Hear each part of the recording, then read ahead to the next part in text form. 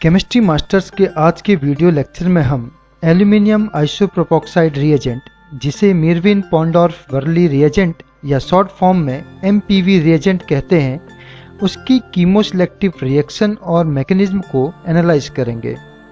यह video certainly आपके concept को क्लियर करेगा। तो आगे बढ़ने से पहले आप इस वीडियो को लाइक कीजिए और साथ ही साथ हमारे चैनल को सब्सक्राइब करना ना भूलें। तो सबसे पहले हम एल्यूमिनियम आइसोप्रोपोक्साइड की प्रॉपर्टीज़ को डिस्कस करते हैं।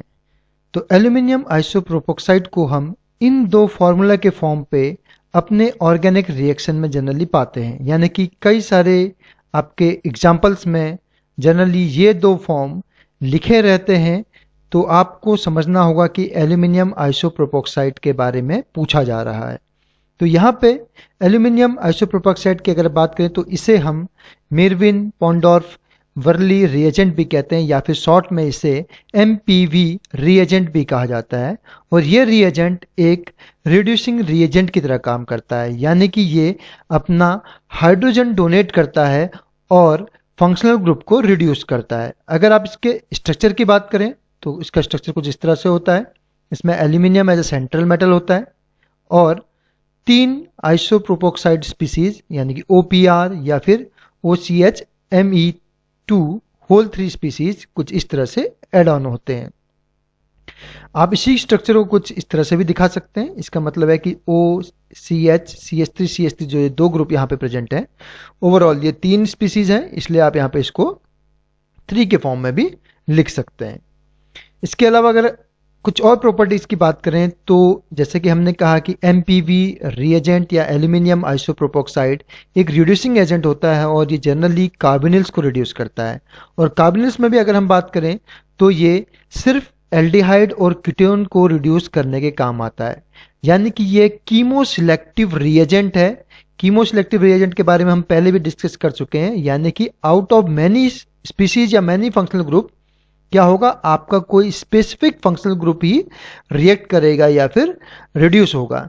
तो यहाँ पे हमें याद रखना है कि एल्यूमिनियम आइसोप्रोपोक्साइड या MPV रिएजेंट सिर्फ एल्डिहाइड और कीटोन कार्बोनिल्स को ही यहाँ पे रिड्यूस करता है, और उनमें भी वो एल्डिहाइड को प्रिफर करता है कीटोन के ऊपर। यानी कि अगर एल्डिहाइड और कीटोन दोनों होते हैं किसी मॉलिक्यूल में तो वो पहले एल्डिहाइड को रिड्यूस करेगा और फिर वो कीटोन को रिड्यूस करेगा अगर आपके पास MPV रिएजेंट एक्सेस में है तो। इसके अलावा अगर हम बात करें तो जो दूसरे कार्बोनिल्स होते हैं जैसे carboxylic acid, amide, ester, generally वो रिड्यूस नहीं होते हैं MPV रिएजेंट के साथ। इसके अलावा नाइट्रो ग्रुप और अनसैचुरेशन यानी कि डबल बॉन्ड और ट्रिपल बॉन्ड ये भी रिड्यूस नहीं होते हैं आपके MPV रिएजेंट्स के साथ। इसके अलावा एक और इम्पॉर्टेंट चीज़ ये है कि जब आप बात करते हैं MPV रिडक्शन की या मीरविन पॉन्डोर्फ वर्ले रिएजेंट की, तो इसकी रिएक्शन या MPV रिडक्शन रिएक्शन को हम जनरली आइसोप्रोपाइल अल्कोहल की प्रेजेंस में ही करते हैं। ये क्यों करते हैं हम अभी आने वाले आपको मैकेनिज्म में समझाएंगे। अब बात करते हैं कि कैसे इस रिएक्शन की मैकेनिज्म होगी और क्या आपको प्रोडक्ट मिलेगा। तो आइए हम रिएक्शन की मैकेनिज्म को समझते हैं।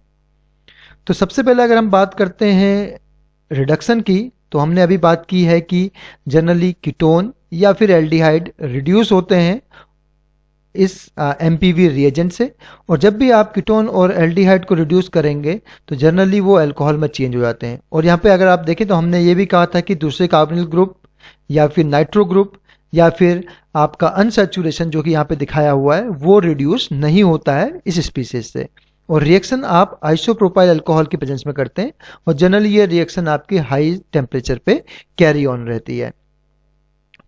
अब हम देखते हैं कि मैकेनिज्म कैसे रहेगी रिएक्शन की। तो सर्टेनली अगर हम बात करें तो ये आपके पास कार्बोनिल स्ट्रक्चर, ये कीटोन या एल्डिहाइड कुछ भी हो सकता है। अगर R की जगह H होगा तो ये एल्डिहाइड होगा, अगर R की जगह आपका यहाँ पे कोई कार्बन चेन या फिर कोई कार्बोनिल स्ट्रक्चर होगा तो ये आपका कीटोन हो जाएगा।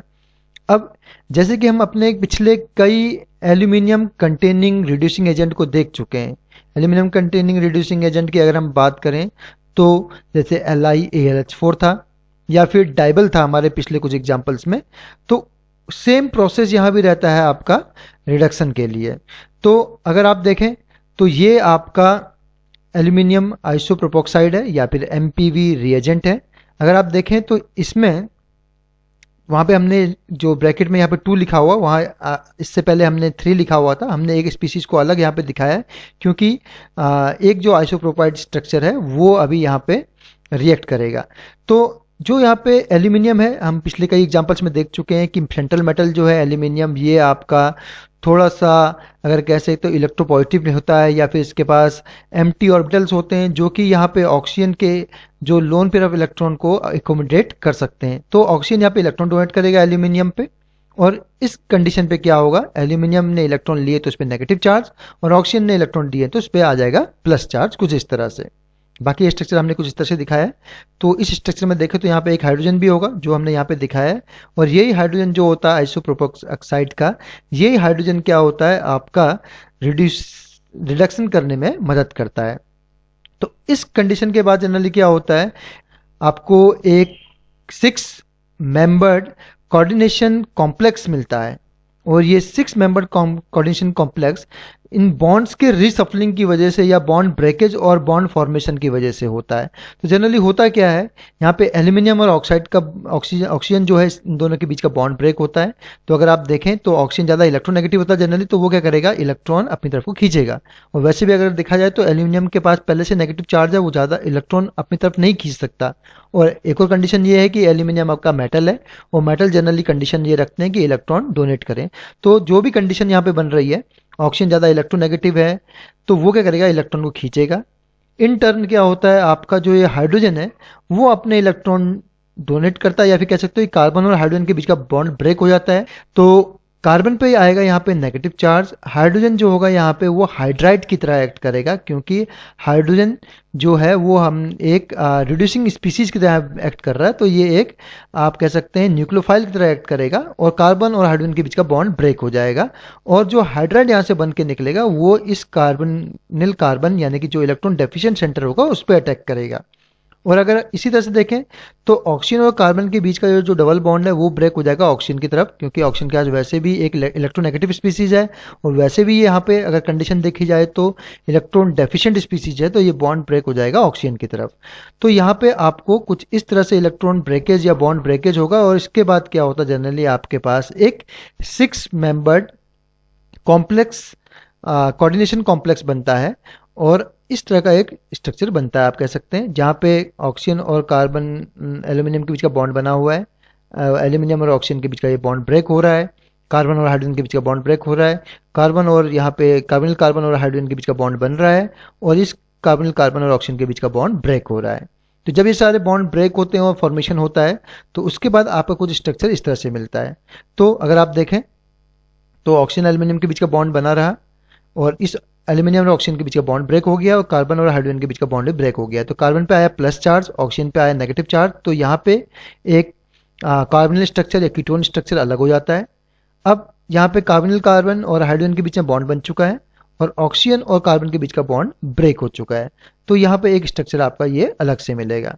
अब यहाँ पे क्या होता है, जो रिएक्शन होती है उसके लिए आप जनरली क्या करते हैं, इस आइसोप्रोपाइल अल्कोहल का यूज करते हैं। अभी इसका इंपॉर्टेंस क्या है हम वो भी डिस्कस करेंगे। तो आइसोप्रोपाइल अल्कोहल को हम यहाँ पे यूज करते हैं। तो आइसोप्रोपाइल अल्कोहल का स्ट्रक्चर कुछ इस तरह से होता है। इसमें फिर से अगर देखा जाए तो ऑक्सीजन जो है उसका लोन पेयर ऑफ इलेक्ट्रॉन्स है, तो वो क्या करता है, अपने इलेक्ट्रॉन डोनेट करता है एल्यूमिनियम को, जिसके पास की एम्प्टी ऑर्बिटल्स होते हैं, या फिर जहाँ पे ये अपने इलेक्ट्रॉन एकोमोडेट कर सकता है। तो जैसे ये इलेक्ट्रॉन लेगा तो एल्यूमिनियम पे आएगा नेगेटिव चार्ज, और ऑक्सीजन ने इलेक्ट्रॉन डोनेट किया तो इस पर आया प्लस चार्ज, जो कि हमने यहाँ पे दिखाया हुआ है।